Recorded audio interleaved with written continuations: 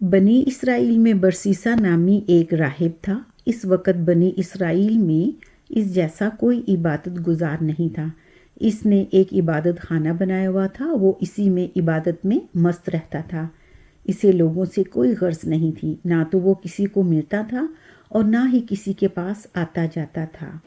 شیطان نے اسے گمراہ کرنے کا ارادہ کر لیا۔ برسیسا اپنے کمرے سے باہر نکلتا ہی نہیں تھا۔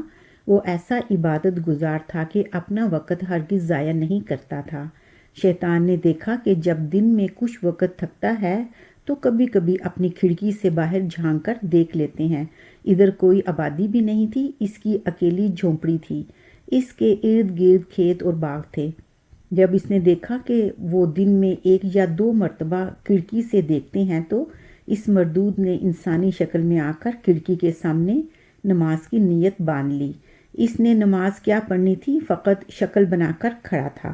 اب دیکھو کہ جس کی جو لائن ہوتی ہے اس کو گمراہ کرنے کے لیے اس کے مطابق بہروپ بناتا ہے۔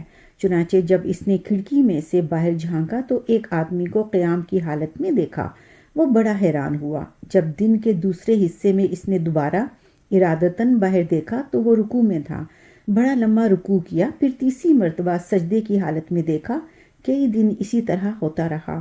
آہستہ آہستہ برسیسا کے دل میں یہ بات آنے لگی کہ یہ تو کوئی بڑا ہی بزرگ انسان ہے جو دن رات اتنی عبادتیں کرتا ہے۔ وہ کئی مہینوں تک اسی طرح شکل بنا کر قیام، رکوع اور سجدے کرتا رہا۔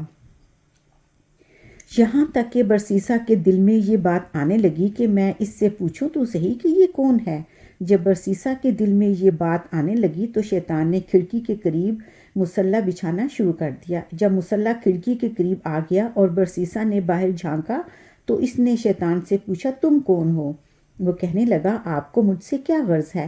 میں اپنے کام میں لگا ہوا ہوں، مجھے ڈسٹرب نہ کریں۔ وہ سوچنے لگا کہ عجیب بات ہے کہ کسی کی کوئی بات سننا گوارا ہی نہیں کرتا۔ دوسرے دن برسیسا نے پھر پوچھا کہ آپ اپنا تعارف تو کروائیں۔ وہ کہنے لگا، مجھے اپنا کام کرنے دو۔ اللہ کی شان کہ ایک دن بارش ہونے لگی۔ وہ بارش میں بھی نماز کی شکل بنا کر کھڑا ہو گیا۔ برسیسا کے دل میں یہ بات آئی کہ جب یہ اتنا عبادت گزار ہے کہ اس نے بارش کی بھی کوئی پرواہ نہیں کی، کیوں نہ میں اچھے اخلاق کا مظاہرہ کروں اور اس سے کہوں کہ میاں اندر آ جاؤ۔ چنانچہ اس نے شیطان کو پیشکش کی کہ باہر بارش ہو رہی ہے، تم اندر آ جاؤ۔ وہ جواب میں کہنے لگا، ٹھیک ہے، مومن کو مومن کی دعوت قبول کر لینی چاہیے، لہٰذا میں آپ کی دعوت قبول کر لیتا ہوں۔ وہ چاہتا ہی یہی تھا، چنانچہ اس نے کمرے میں آ کر نماز کی نیت باندھ لی۔ وہ کئی مہینوں تک اس کے کمرے میں عبادت کی شکل بناتا رہا۔ وہ دراصل عبادت نہیں کر رہا تھا، فقط نماز کی شکل بنا رہا تھا، لیکن دوسرا یہی سمجھ رہا تھا کہ وہ نماز پڑھ رہا ہے۔ اس کو نماز سے کیا غرض تھی، وہ تو اپنے مشن پر تھا۔ جب کئی مہینے گزر گئے تو برسیسا نے اسے واقعی بہت بڑا بزرگ سمجھنا شروع کر دیا اور اس کے دل میں اس کی عقیدت پیدا ہونا شروع ہو گئی۔ اتنے عرصے کے بعد شیطان برسیسا سے کہنے لگا کہ اب میرا سال پورا ہو چکا ہے، لہٰذا میں اب یہاں سے جاتا ہوں، میرا مقام کہیں اور ہے۔ روانہ ہوتے وقت ویسے ہی دل نرم ہو چکا تھا، لہٰذا وہ برسیسا سے کہنے لگا، اچھا میں آپ کو جاتے جاتے ایک ایسا تحفہ دے جاتا ہوں جو مجھے اپنے بڑوں سے ملا تھا۔ وہ تحفہ یہ ہے کہ اگر تمہارے پاس کوئی بھی بیمار آئے تو اس پر یہ پڑھ کر دم کر دیا کرنا، وہ ٹھیک ہو جایا کرے گا۔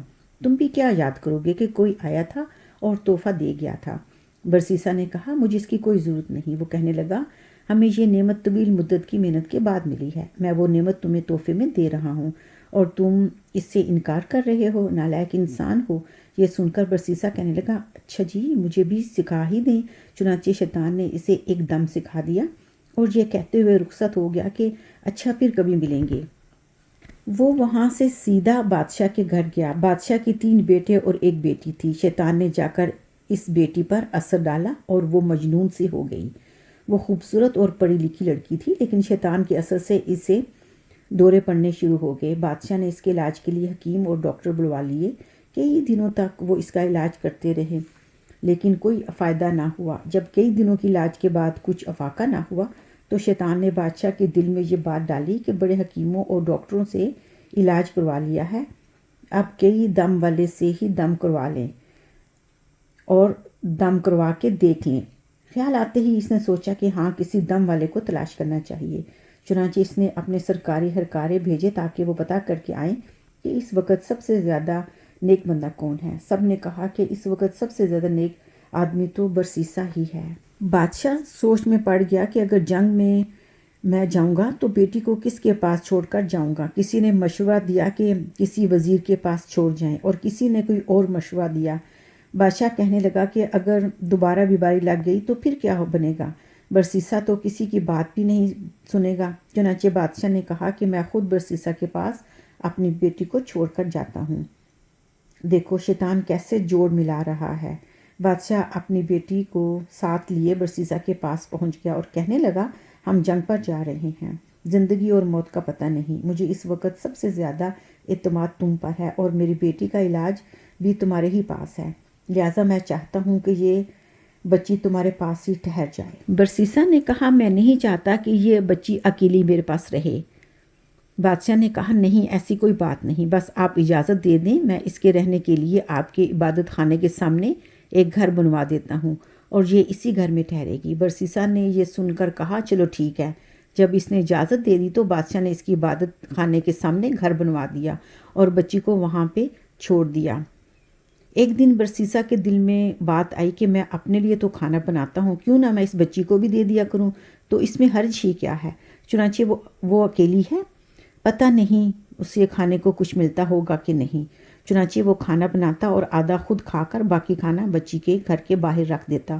وہ اپنا دروازہ کھولتی اور کھانا اٹھا لیتی اور کھا لیتی۔ کئی مہینوں تک یہی معمول رہا۔ اس کے بعد شیطان نے ان کے دل میں یہ بات ڈالی کہ دیکھو وہ لڑکی اکیلی رہتی ہے، تم کھانا پکا کر اپنے دروازے کے باہر رکھ دیتے ہو اور لڑکی کو وہ کھانا اٹھانے کے لیے گلی میں نکلنا پڑتا ہے۔ اگر کبھی کسی مرد نے دیکھ لیا تو وہ اس کی عزت خراب کر دے گا، اس لیے بہتر ہے کہ کھانا بنا کر اس کے گھر میں جاؤ تاکہ اس کو باہر نکلنا نہ پڑے۔ چنانچہ برسیسا نے کھانا بنا کر اس کے دروازے کے اندر رکھنا شروع کر دیا۔ وہ کھانا رکھ کر کنڈی کھٹکھٹاتا اور کھانا اٹھا لیتی۔ سلسلہ اسی طرح چلتا رہا تو شیطان نے اس کے دل میں ڈالا کہ تم خود عبادت میں ہوتے ہو، ہمیشہ تم اس کو کھانا پہنچاتے ہو، ایسا نہ ہو کہ تنہائی کی وجہ سے وہ زیادہ بیمار ہو جائے، تمہیں چاہیے کہ اس کو اپنے پاس لے آؤ اور وہ بھی عبادت گزار بن جائے، اس کا وقت ضائع نہ ہو۔ یہ خیال آتے ہی اس نے کہا کہ ہاں یہ بات تو بہت اچھی ہے، لیکن اس کام کی کیا ترتیب ہونی چاہیے؟